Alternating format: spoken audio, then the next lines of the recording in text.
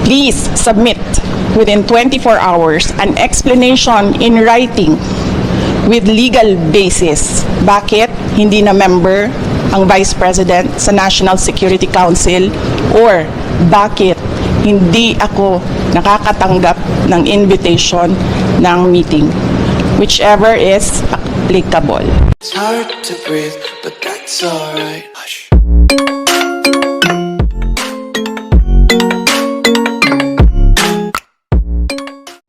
Hello, what's up mga kakabsat? Ito po ang inyong maestro, Nako po. Itong si Inday, nagmamaktol at nagtatantrums na naman mga kakabsat pagkatapos ng breaking news kahapon. Ano nangyari? Diba? Anong ginawa ni Pangulong Bongbong Marcos? Tinanggal sa National Security Council itong si Inday Sara at ang kanyang ama at ang iba pang mga buhay na presidente ng Pilipinas, mga kakabsat, no? Bakit pa naman daw nagrereklamo itong si Inday? Bakit daw siya tinanggal? At binibigyan niya ng 24 hours, mga kakabsat. Wow! Ang galing, the nerve! Binibigyan niya ng 24 oras para magpaliwanag at magbigay ng legal basis daw. So ito, pakinggan nga natin itong sinabi niya kahapon, mga kakabsat, no? Ito sabi niya. Please submit within 24 hours an explanation in writing with legal basis. Bakit hindi na member ang Vice President sa National Security Council, or bakit hindi ako nakakatanggap ng invitation ng meeting? Whichever is applicable. Talaga lang, Inday, nagtataka ka pa kung bakit hindi ka binibigyan ng letter sa council na yan? Talaga lang? Talaga lang? Oh my God, pagkatapos ng mga pinaggagawa mo, pagkatapos ng mga pagbabanta mo kay Pangulong Bongbong Marcos, kay First Lady at kay House Speaker, nagtataka ka pa kung bakit wala kang invitation sa kanyang council? Talaga lang, oh my God. Tapos ngayon, naghahanap ka ng legal basis. Ngayon, naglabas sila kahapon, di ba? Anong sabi dito? Tingnan natin. Anong sabi dito sa legal basis na sabi niya? Sabi dito, Executive Order Number 81. Nakapaw! Wait lang. Saglit.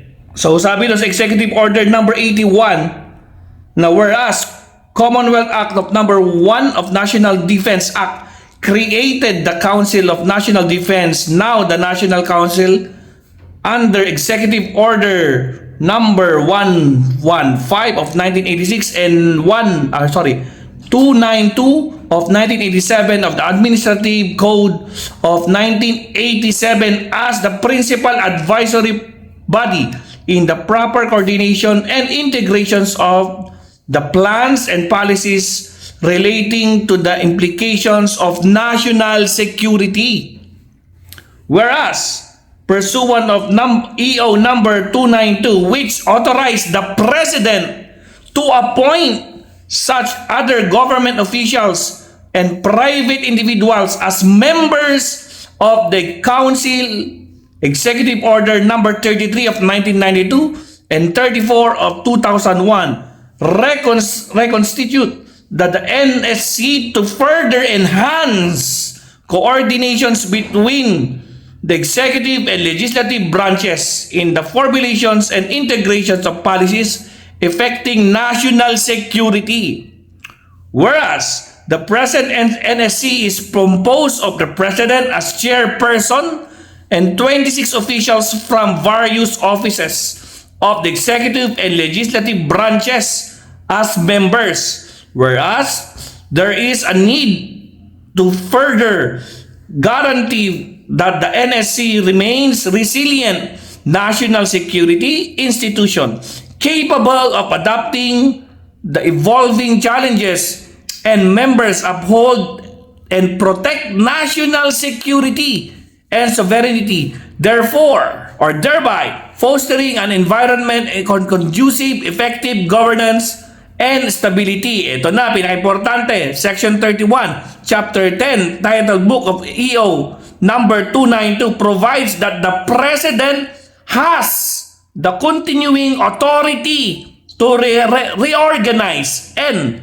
administrative structure of the office of the President. And Section 17 or the Article 7 of the Constitution vests in the Philippine or in the President the power of control over all executive departments.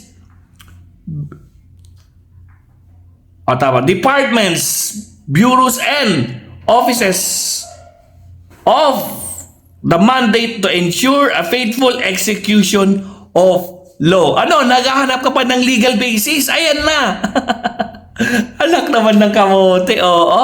Ano na, Inday? Masakit ba?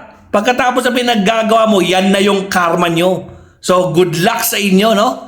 So, ewan ko na lang sa inyo mga DDS kung ano pang hinahanap-hanap nyo. Ngayon, masama sa inyo to or masakit sa loob nyo? Well, you deserve it.